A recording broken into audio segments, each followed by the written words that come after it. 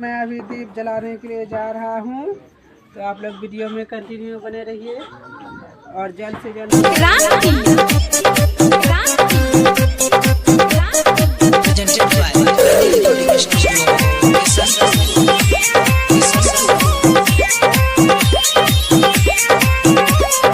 चारों ओर हो खता दिवाली के आपको और आपके पूरे परिवार को ढेर सारी शुभकामनाएं।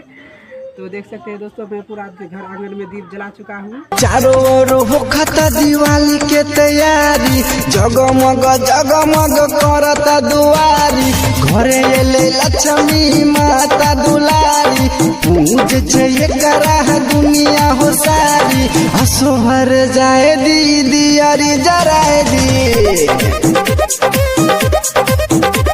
मिलल बाटे मौका हाथे अंगना निपाए दी।